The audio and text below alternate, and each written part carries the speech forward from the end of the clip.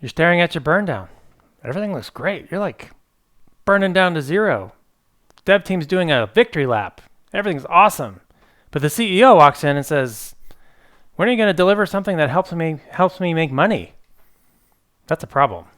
What just happened? You focused on outputs, not outcomes. Let's talk about it. It's Monday. What's Jonathan thinking?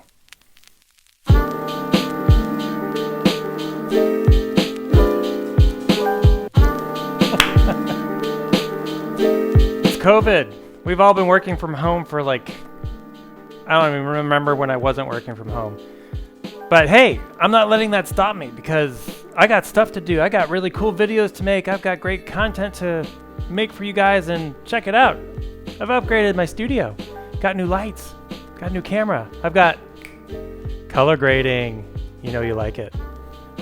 All right, let's get into it. So we talk about CEO walks in, says you're not producing value. Well, let's take a look at what's going on, right? So in Agile Scrum, if we're managing our dev team, we're focused on this, right? We want to see story points at the beginning and a nice burn down. This is our heaven, right? This is what we want to see all the time. Sometimes we see this, shot a little too far. Maybe we need to adjust the estimates for our team, or adjust what our team is capable of. Or we've got this, we got to dig into this, right? This is a problem.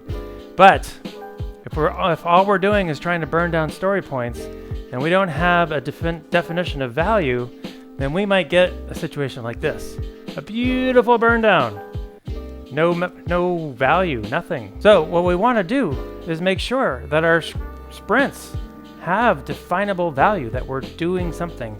Shippable code, demonstrable value, gonna increase sales, gonna increase market share, gonna do something that translate to business value. That's how we know that what we're doing is going to some business objective and we're helping move the needle forward. Because I can burn down story points all day long. Story points, what are they? Just numbers. We made them up, right? But if I can tie a user story to something of value every single time, then I know that at the end of this sprint, something happened. Sales went up. Customers are happy. Users are happy. CEO's happy. That's what we want. I know what you're thinking. I know. You're thinking, I get ya, but how do I make my CEO happy? Well, let me show it to you. But first, let's change things. You ready to fix this? Here's how we do it. First, everyone go out and buy Klaus Leopold's book, Redefining Agile. It will change your life.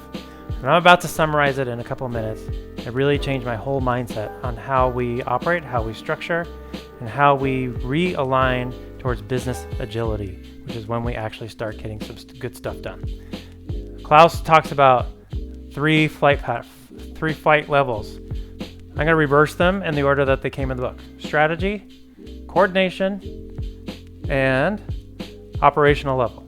Let's start from where I think everything flows from, and that is strategy. So Mr. CEO, CMO, CFO, COO, you're going to sit here, right?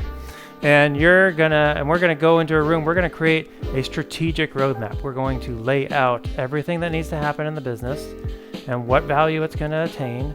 We're going to get feedback from users and clients and employees and vendors, and we're going to map out how we build value, how we grow market share, how we make more money, how we operate more efficiently, and we're going to create a list of strategic initiatives that everything is going to tie to. If we can't tie it to one of those initiatives, it's probably not something that needs to be done. And then we're going to take this kind of flight two, this coordination. When we lay out our teams, we're going to make sure that we've got leadership in the room helping unblock people and discuss dependencies, so that when we're down here in flight one at the operational level, everyone's aligned. And when you start seeing those burn downs, 300 story points, what have you, it's 300 story points that get you to something tangible. And what are we going to do? So at this flight one level, that's where the methodologies come in. Use whatever you want. Kanban, Agile Scrum, whatever works in your organization. But we need 4 fundamental things. We need a visualized workflow, work and process limits, we need a feedback loop, and we need room for improvement. Always improving, always getting better over time. If we have those items, then everything flows up, and we deliver value, and we measure outcomes, not outputs. That's how we get it done. Read Klaus's book. It's a game changer.